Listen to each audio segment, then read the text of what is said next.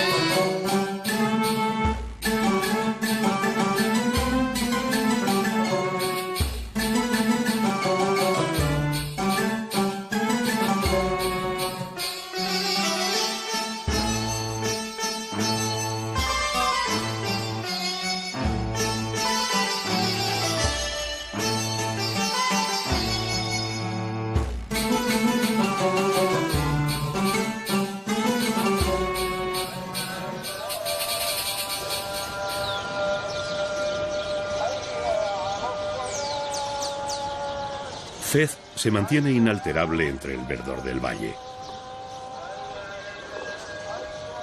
Envuelta en murallas, la ciudad milenaria se deja observar por el recién llegado, pero no se entrega fácilmente. A su río y a las 60 fuentes debe su fundación en el año 788, cuando el emir Idris I quedó fascinado por la frondosidad del paraje. Hija del agua, creció la ciudad santa de los cedros durante 1200 años, convertida en el centro espiritual e intelectual de Marruecos. Para las gentes del desierto, el paraíso es un oasis amurallado, y Fez mantiene ocultos sus jardines, sus mezquitas y palacios tras kilómetros de murallas que compartimentan la vieja urbe, un universo cerrado y complejo al que se penetra por puertas monumentales empujados por la corriente humana. Nada dentro de la Medina nos es ajeno. Fez compartió etapas de esplendor con Al-Ándalus. Entre sus primeros pobladores se cuentan numerosas familias cordobesas que se asentaron en la llamada Ribera de los Andaluces. Además, las dos orillas del Mediterráneo vivieron siglos de pujanza bajo las dinastías de los almorávides y de los almohades.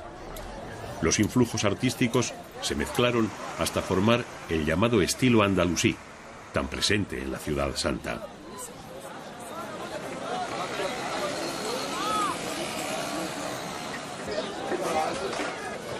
Cae la tarde y la plaza Bullud, en la antigua casba almohade, se llena de contadores de historias fabulosas, músicos y actores callejeros.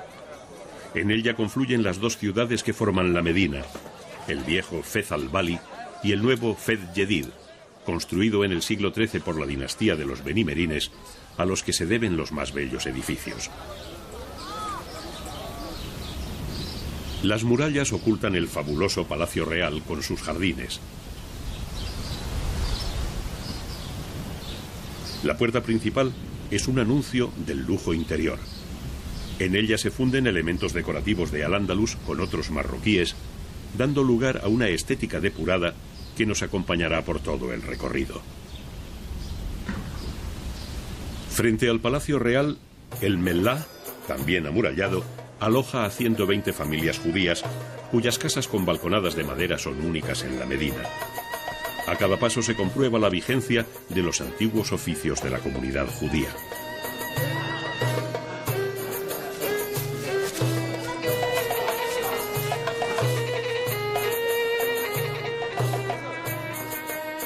Abandonamos Fez Jedid por la puerta de Bullud y penetramos en la zona más antigua de la Medina, en Fez al-Bali, el mayor conjunto urbano del mundo sin tráfico rodado.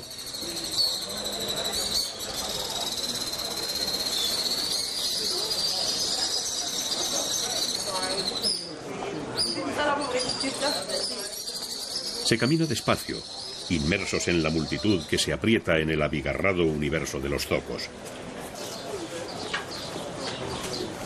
Por la Talá Esguira, de la que ya habló León el Africano, se desemboca de pronto en el dédalo de callejas repletas de vitalidad, donde se vende y se trabaja, ya que el 85% de la población vive de la artesanía.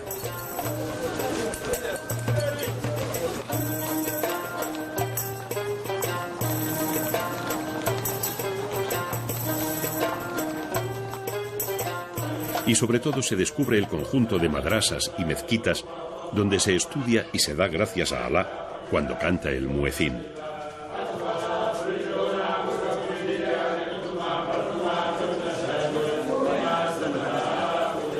La madrasa Bou Inania, al igual que las otras madrasas de Fez, deben su imagen a la depurada estética de los meriníes del siglo XIV.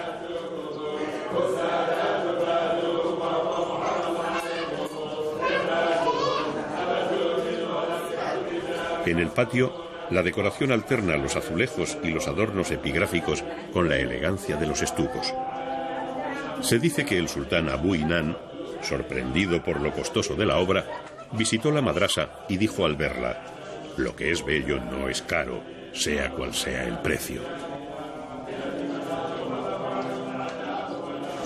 León el Africano difundió en sus escritos las maravillas de la madrasa, que quedó como un prototipo de estos edificios destinados al estudio y a dar alojamiento a los estudiantes llegados de todo el occidente musulmán. No hay una madrasa igual a otra. La de Sarich muestra también el esplendor de la fusión andaluza-marroquí y el refinamiento con el que se rodeaba a los talib, que estudiaban el Corán y llevaban una existencia mística.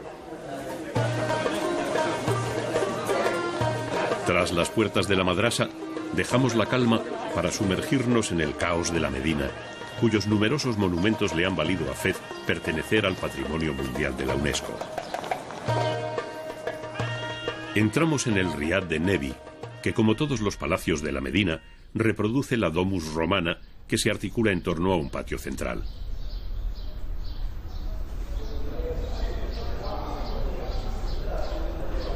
Muchos riad están siendo acondicionados como restaurantes y hoteles repletos de hechizo.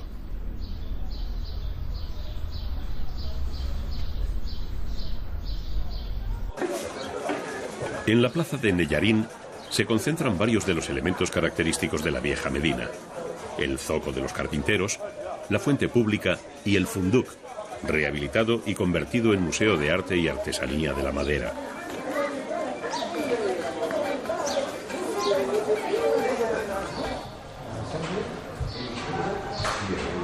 La tipología del edificio se adapta perfectamente a su función de alojar a quienes acudían a vender sus productos a la ciudad. Era, pues, almacén de mercancías, establo de animales de carga y fonda de comerciantes, y pese a un uso tan prosaico, tenía una decoración exquisita.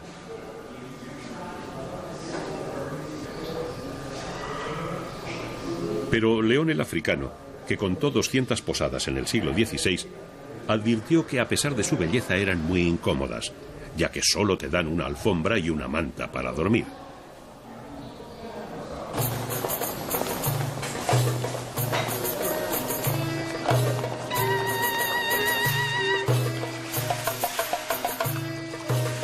El centro vital de Fez al-Bali palpita en torno a la gran mezquita de Al-Qarawin. Fundada en el 859 por Fátima, la hija de un rico comerciante tunecino, durante 12 siglos no ha dejado de agrandarse hasta formar el fabuloso complejo arquitectónico de la actualidad, maravilla del estilo andalusí que se adivina desde las puertas, ya que la entrada solo está permitida a los fieles, que pueden superar los 20.000.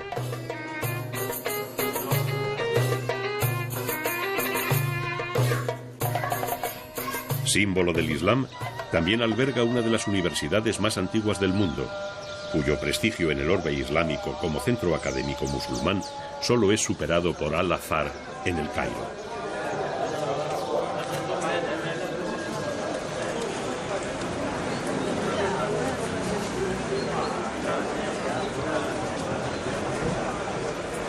Su biblioteca ya existía en el siglo X. Desde el medioevo, los sabios del Magreb acudían atraídos por sus manuscritos científicos y sus códices miniados.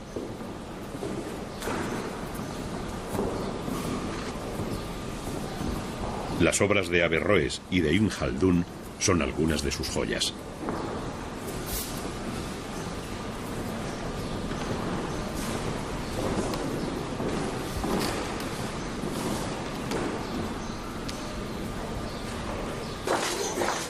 En cada encrucijada de la Medina aguarda un secreto.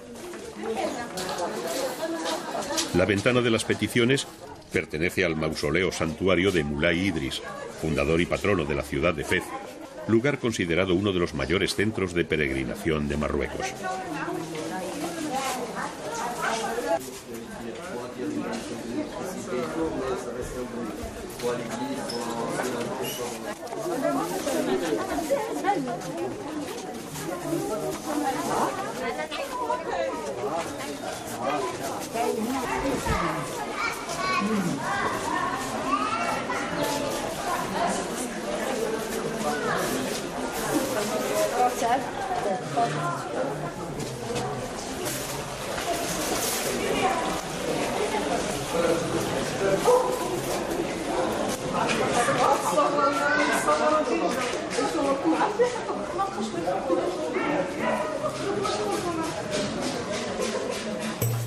La ciudad, venerada en todo el Islam por su ortodoxia, guarda numerosos lugares santos en su casco antiguo, como la Jauía de Sidi Ahmed Tijani, el creador de la Tarika de Tijaniyya, especie de cofradía muy reputada en los pueblos subsaharianos. Malineses, senegaleses y nigerianos, siguiendo las antiguas rutas del oro, visitan el mausoleo antes de emprender la peregrinación a la Meca. Además de a los lugares sagrados, el corazón de la Medina también pertenece a los zocos, calles dedicadas al comercio especializado, donde aceptan a los visitantes que sepan abrirse paso entre el gentío y no molesten a los transportistas, que reclaman a gritos el derecho de paso de sus burros y mulas.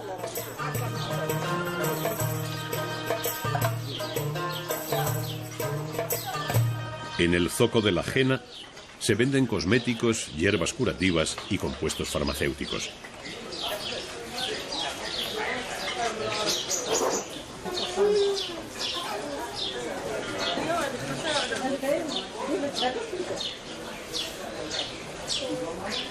No es raro encontrarse con alguna mujer a la que están implantando los adornos hechos con la jena, una de las prácticas más extendidas del arte corporal bereber, sobre todo con motivo de alguna celebración, como las bodas.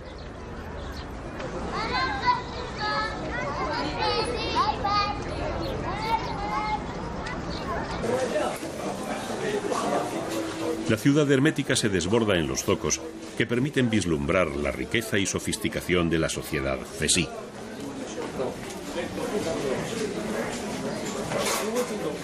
Comercios mínimos que son como ventanas abiertas a un tiempo pasado que aquí permanece aún vivo a través de un sinfín de productos, de olores y sabores. En el zoco de los latoneros se aprecia que la Medina también es un gigantesco taller y las manos el instrumento más preciado. El apego a la tradición mantiene vivos a los gremios y los oficios se pasan de padres a hijos con técnicas y utillaje que son auténticas reliquias del pasado. El turismo sostiene a las bordadoras del típico punto fesí, que además es reversible. Sin embargo, otros oficios están desapareciendo. De la antigua fabricación a mano de peines de asta, solo queda un artesano.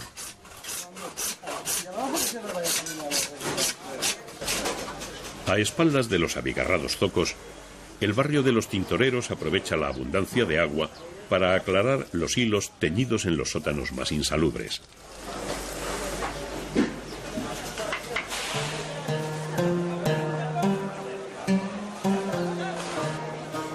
El hedor indica que estamos en el barrio de los curtidores. Las tinas para curtir y teñir el cuero son idénticas desde hace cientos de años, pero ahora solo quedan 4 curtidurías. La técnica del curtido de pieles emplea excremento de palomas, orina de vaca, aceite de pescado, grasas animales, ácido sulfúrico y sales de cromo. Una y otra vez, las piezas son secadas al sol hasta que están listas para recibir las tinturas. El proceso es tan duro y el resultado tan rentable por los famosos cueros y marroquinerías que los curtidores pertenecen a uno de los gremios más prestigiosos.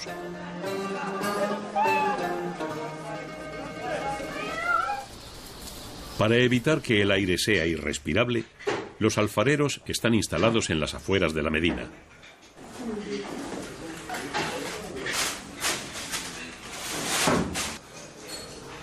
La división del trabajo se practica rigurosamente en la elaboración de cada pieza.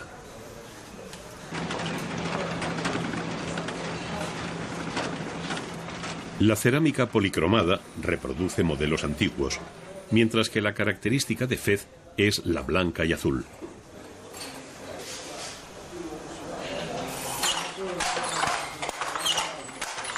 El arte del tejido, que alcanzó su esplendor con los merinides, continúa ofreciendo una riqueza tan extraordinaria que fue exportado a la otra orilla del Mediterráneo.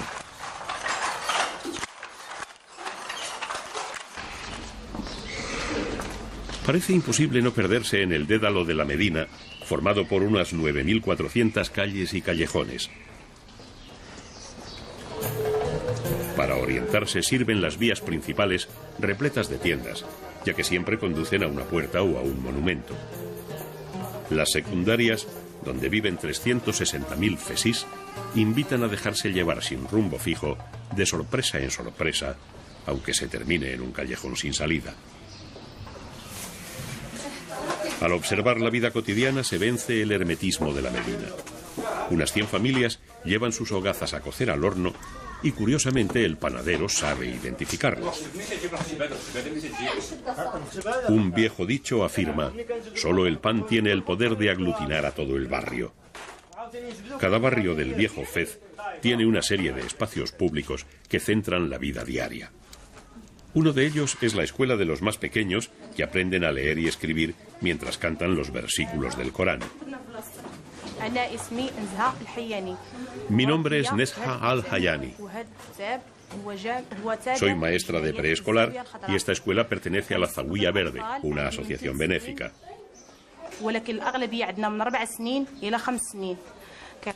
La mayoría de los niños tienen entre 4 y 5 años. Estudian aquí 1 o 2 años y después van a la escuela. Los niños aprenden el Corán, a leer, escribir y expresión oral. El programa de esta escuela gratuita es el mismo que el de cualquier otra escuela de preescolar.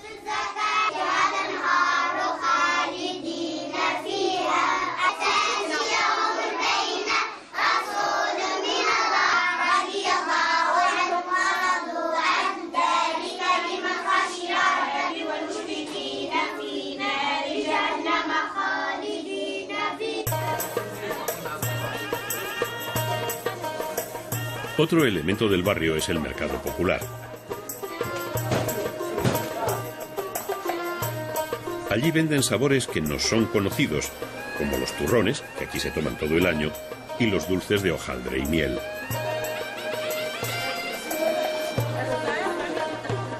La riqueza agrícola de la región Fesí aparece representada en la variedad de aceitunas, en la variedad de frutas.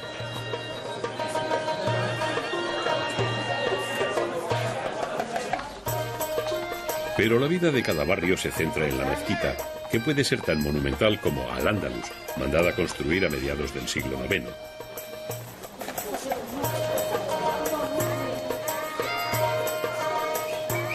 Preside el barrio donde se asentaron en el 818 las familias de los rabadíes, que tras una revuelta fueron expulsadas de Córdoba. Su santuario reúne a las mujeres a la caída de la tarde.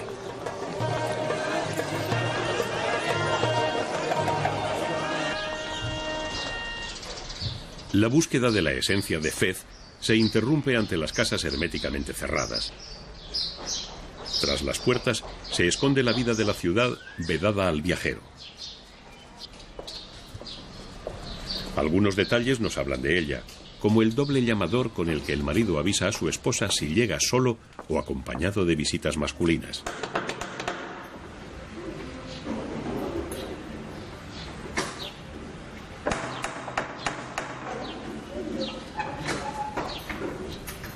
La vida intramuros tan solo se puede adivinar en los riad que abren sus puertas a los viajeros.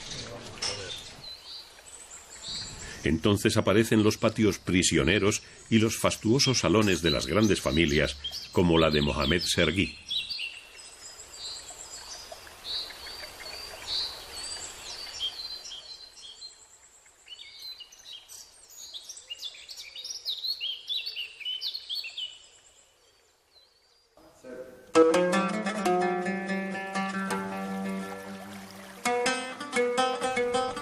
Otros, como el Riad Galia, acogen a huéspedes deseosos de vivir en plena Medina.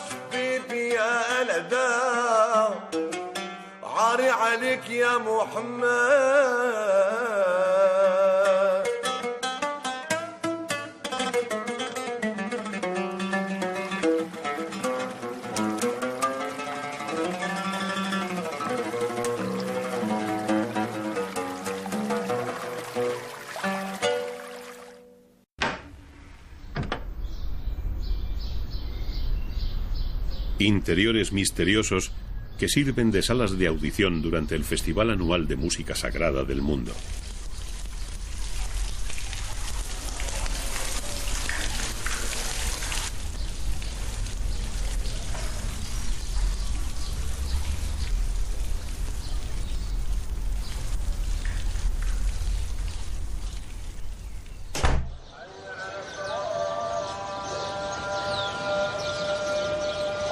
Comienza a declinar el día y la Medina detiene su ritmo, convirtiéndose en un universo misterioso.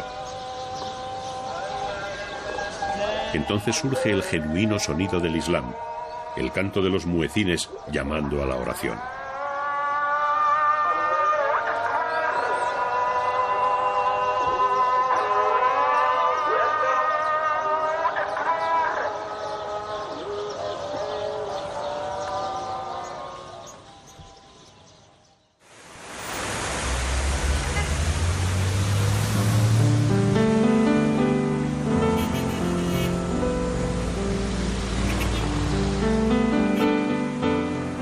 La abundancia del agua debe Fez su razón de ser y su progreso.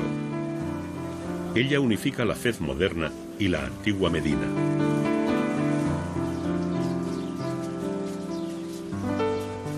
Almorávides y almohades fueron los grandes ingenieros hidráulicos del medioevo. Se sabe que en el siglo XII existían en la Medina de Fez más de 80 fuentes públicas, 93 hammam, 72 salas de abluciones y un sistema de canalización de 70 kilómetros que abastecía a más de 3.500 fuentes domésticas. Hijos del agua, los jardines interiores son los secretos mejor guardados de una ciudad en la que, según León el Africano, se concentra toda la civilización y todo el esplendor de Berbería e incluso de toda África. El jardín era un bien tan preciado que hasta el gran parque de Genanesville está protegido del exterior por un recinto amurallado. El agua, riqueza y emblema del antiguo Fez, ha sido utilizada como elemento decorativo en el ensanche urbano realizado en tiempos del protectorado francés.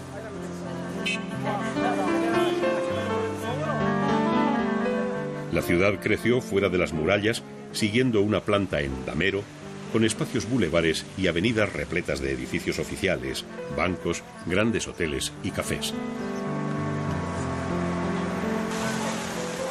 La vieja Fez quedó intacta y, aunque perdió la capitalidad definitivamente, se convirtió en la mayor defensora de la tradición.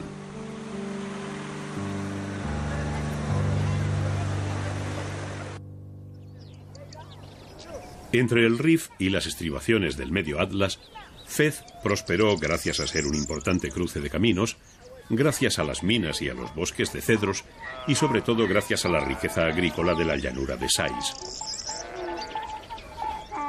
Su proverbial fertilidad se debe por igual a las condiciones del suelo como a las técnicas de cultivo ancestrales que usaban canalizaciones, aguas embalsadas y norias. Los olivos, los árboles frutales, los cereales y los viñedos sustentan a una sociedad rural muy tradicional que se organiza en torno a los masra, especie de cortijos.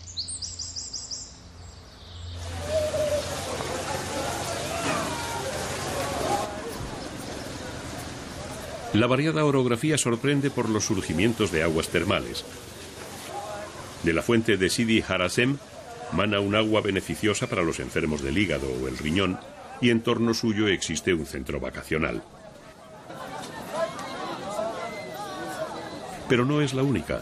El termalismo está muy desarrollado en las cercanías de Fez.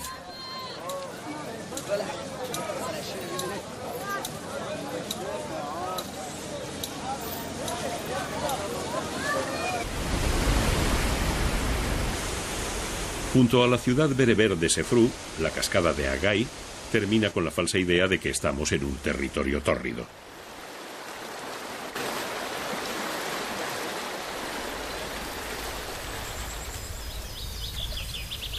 Entre los campos de cultivo surge Volúbilis del fondo de la historia. Allí se alzó la ciudad de Yuba II, aquel rey y escritor grecolatino casado con la hija de Cleopatra al inicio de la era cristiana. Penetramos por el Decumanus Maximus de la ciudad romana de los siglos II y III, a la que pertenecen las ruinas. A ambos lados de la calle principal se extienden los barrios de casas patricias adornadas con mosaicos.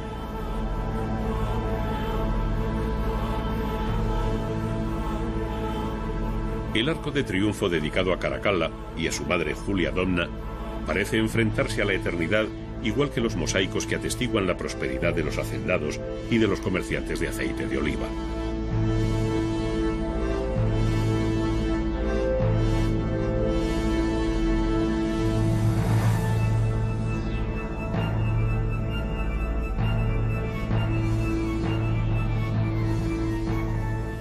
El tiempo, ese gran destructor, tampoco ha terminado con el edificio de la Basílica Civil, que enmarca los restos del foro destinado a una población cercana a las 20.000 personas.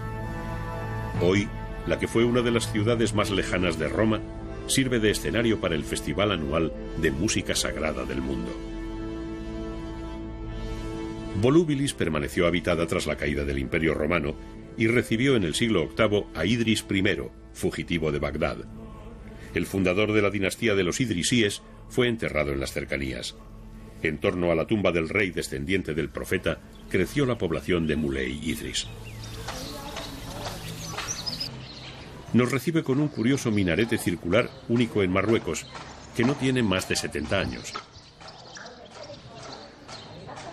Y amablemente nos advierten que en Moulay Idris solo pueden residir musulmanes, ya que estamos en una auténtica ciudad religiosa islámica.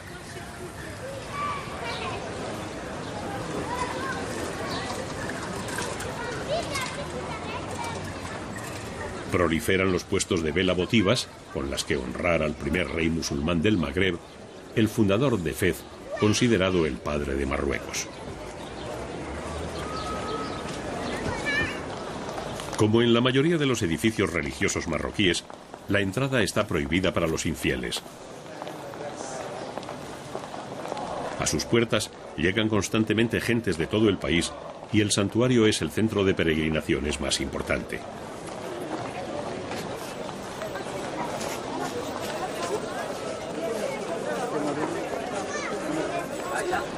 Desparramado por las montañas, el caserío blanco es el pasquín con el que Marruecos anuncia el fascinante mundo de tradición y de belleza que atesora entre sus límites.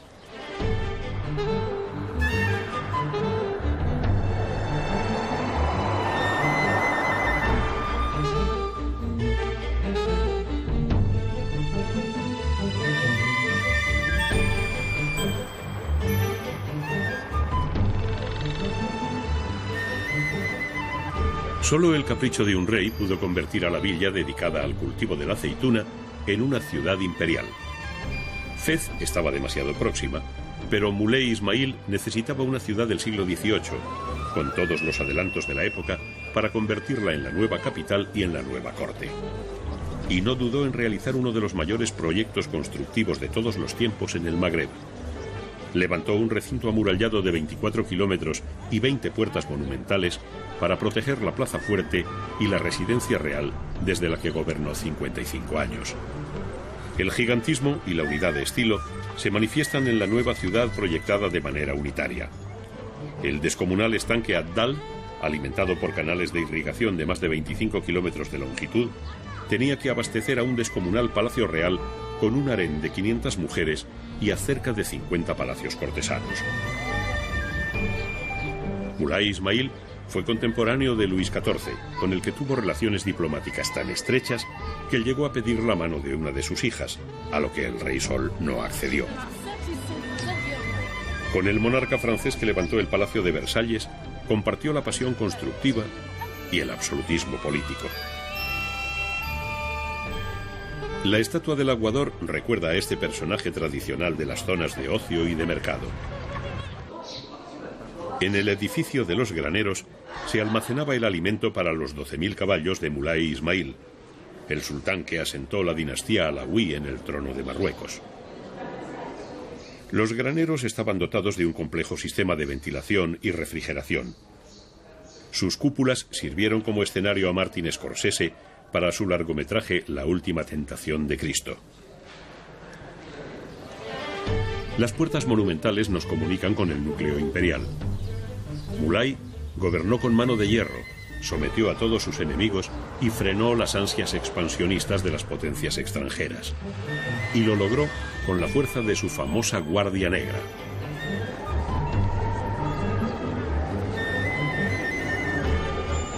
Tras la puerta de Bab el-Mansur, la entrada principal a la nueva ciudad, se llega a la plaza de Lalla Auda, donde Moulay pasaba revista a su guardia, integrada inicialmente por 16.000 esclavos subsaharianos, cuyos descendientes eran entrenados para formar parte de estas tropas de élite que llegaron a contar con 150.000 miembros.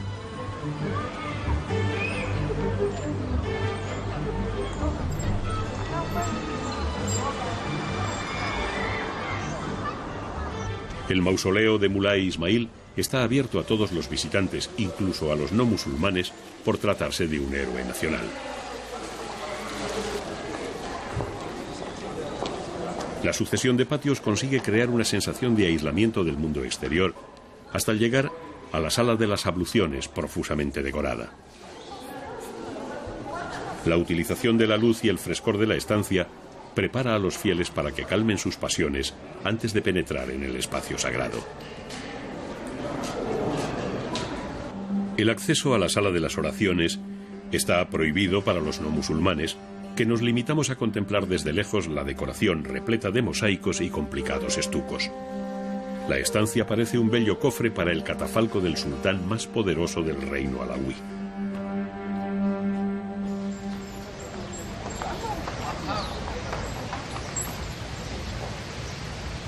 La gigantesca plaza de El Hedim separa la ciudad imperial del dédalo de callejas de la Medina. El Palacio Dar Yamai abre sus puertas a la Gran Plaza, aunque es muy posterior, ya que fue levantado en el siglo XIX. Famoso por el conjunto de patios de inspiración andaluza, sus salas acogen el Museo de Artes Marroquíes.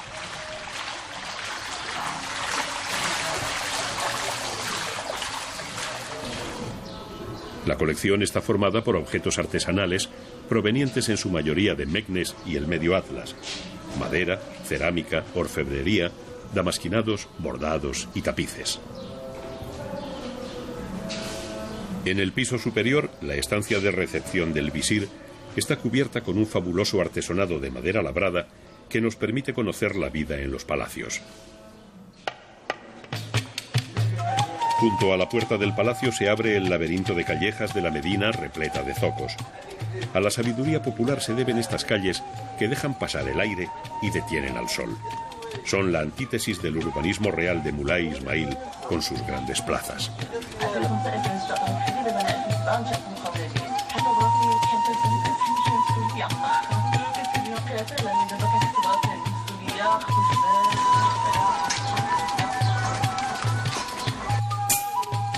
Se trabaja en las calles, que sirven de talleres improvisados.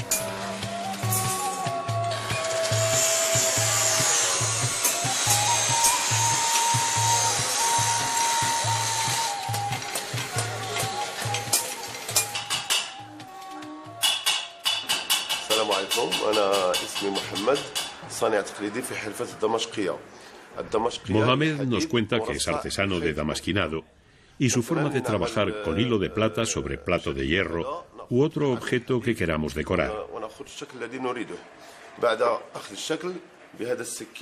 Introducimos el plato de hierro al horno para cambiar el color, rayamos el plato con un cuchillo para poder encastrar el hilo.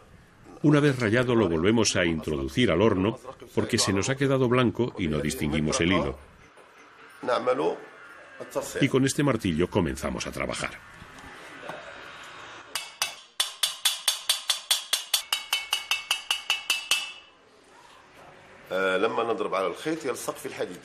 Cuando golpeamos el hilo de plata, este queda fijado sobre el plato y lo pulimos con piedra de ágata.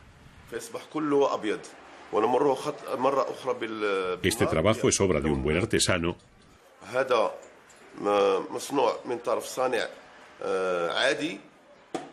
y este otro de un artista.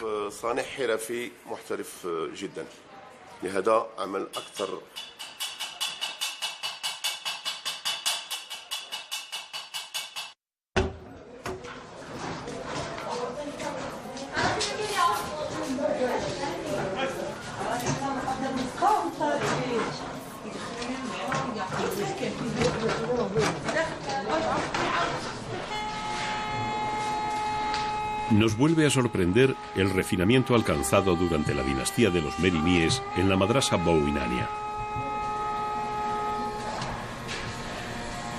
El influjo andalusí se funde con los elementos propiamente marroquíes en el patio de esta escuela coránica que llegó a tener 100 alumnos residentes.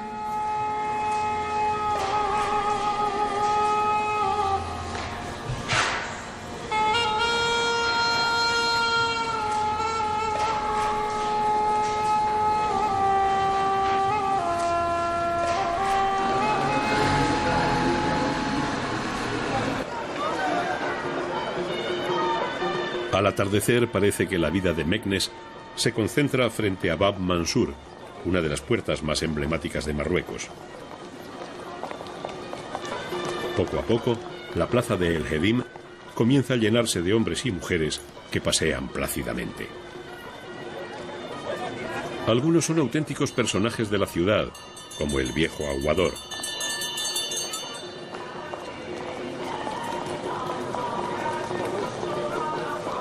Los curiosos rodean a los contadores de historias fabulosas, a los grupos bereberes, a los músicos ambulantes.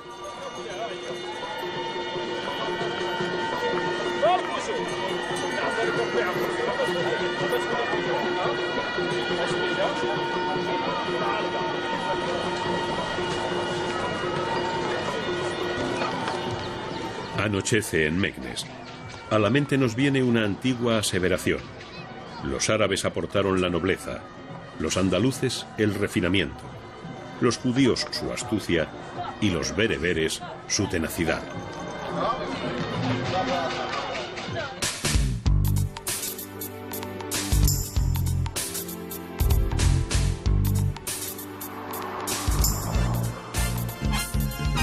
Meknes y Fez son los puntos de partida para cruzar la gran cordillera que nos separa de las arenas del desierto.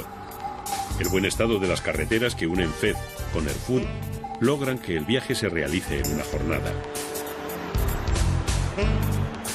Sin embargo, los contrastes son tan profundos que se alarga la sensación de lejanía. De Ifrén, una población de vacaciones moderna y de aspecto europeo, parten numerosas rutas que se adentran en la compleja orografía de las montañas bereberes. La masa boscosa del medio Atlas oculta una serie de lagos y montañas. Nos encontramos en el territorio mítico de los cedros y de las monas de Berbería, supervivientes de una fauna autóctona de la que han desaparecido los grandes depredadores como el león. En las proximidades de Midelt surgen los picos nevados del Alto Atlas. El viaje se convierte en una alucinante lección de geografía en estado puro. El desierto aparece defendido por la nieve.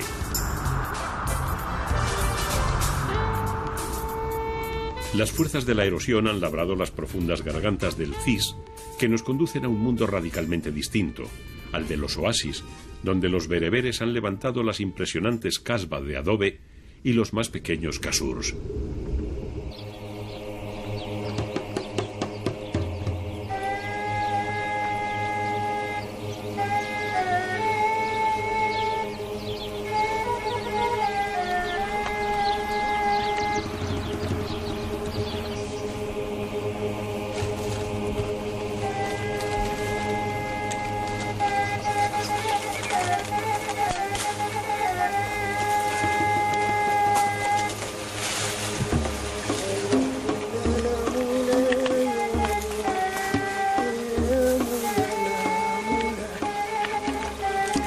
El palmeral guarda el secreto del Fouara, uno de los sistemas de canalización más antiguos del Sáhara. Utilizaba galerías subterráneas que llevaban durante kilómetros las aguas de capas freáticas superiores hasta las seguia, los canales de riego de los palmerales. Son necesarios cuando los ríos se secan y las mujeres no pueden acudir a sus orillas a lavar la ropa.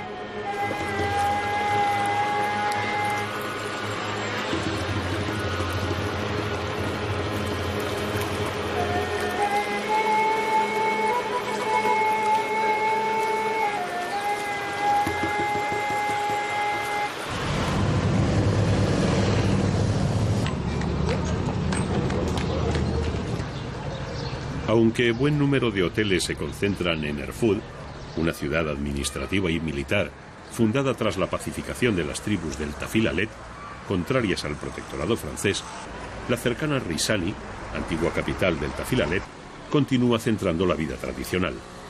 En la actualidad ha dejado de ser el gran puerto caravanero de la ruta que unía Mauritania con Sudán.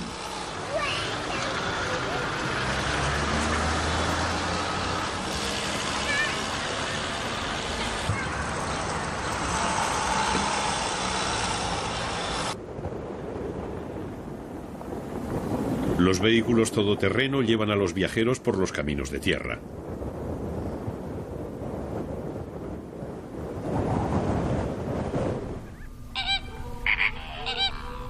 En primavera se forma un lago en las cercanías de las dunas de Mersuga, donde los ornitólogos disfrutan con las aves del desierto y a veces con los flamencos rosas.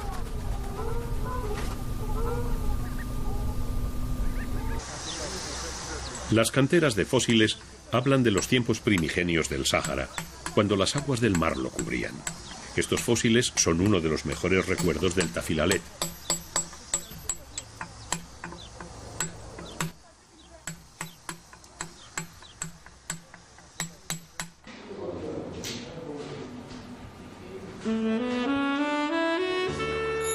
Regresamos a Risani, de donde era originario Mulay Ali Sherif, fundador de la dinastía Alawi, cuyo hermano, el poderoso Mulay Ismail, se encargó de asentarla hasta la actualidad. Mulay, además de construir Meknes, también se encargó de la casba de Risani. En sus zocos se vende la abundante artesanía de la región.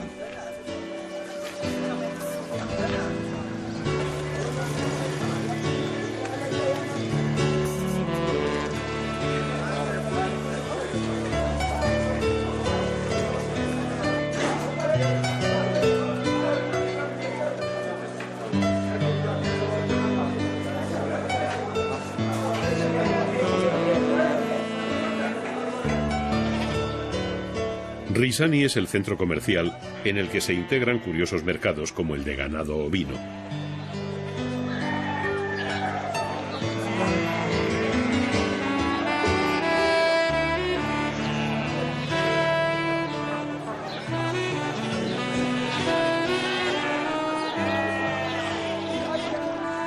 Y no falta un gran aparcamiento de asnos que esperan pacientemente a que sus amos terminen las compras.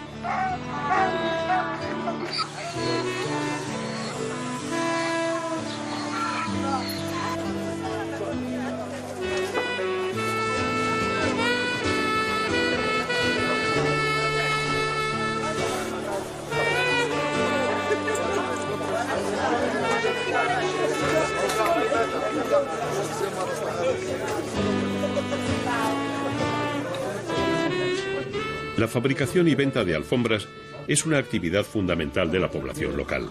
Para apreciar la variedad de calidades, formas y dibujos se necesita tiempo, un buen té y una gran capacidad de regateo. Este tejido reversible con dos caras. Mira, esta es una alfombra bereber, tiene 3 técnicas. Estaba tejido, anudado y bordado.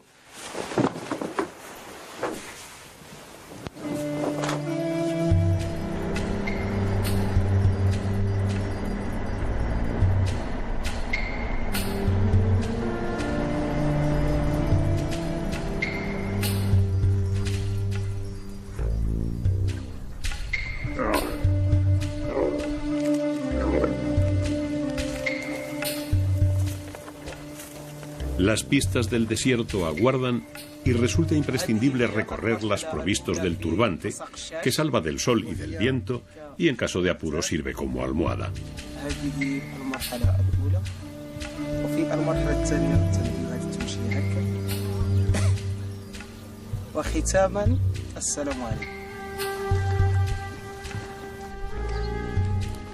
Los modernos hoteles han sido levantados siguiendo la arquitectura local. De ellos se sale hacia las sendas polvorientas del Erg Chevi y las dunas de Merzouga, las más altas de todo Marruecos.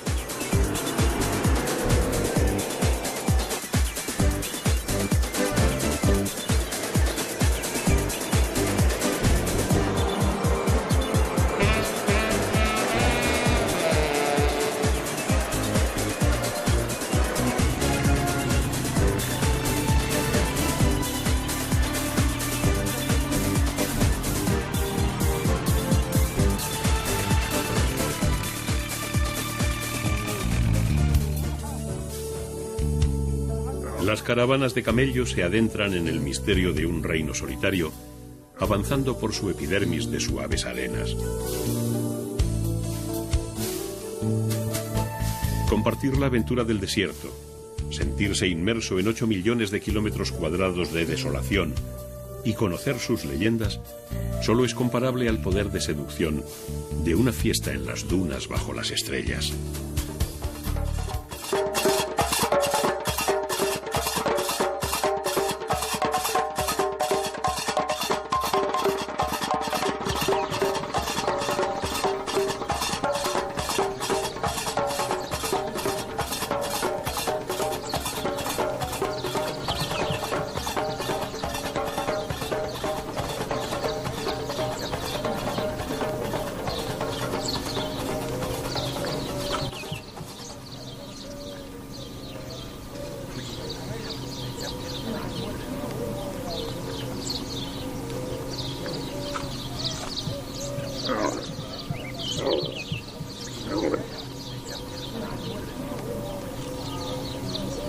amanecer, el reino de la inmensidad y el silencio ha cumplido su promesa. El Sáhara llamará para siempre a aquellos que han probado el sabor de su aventura.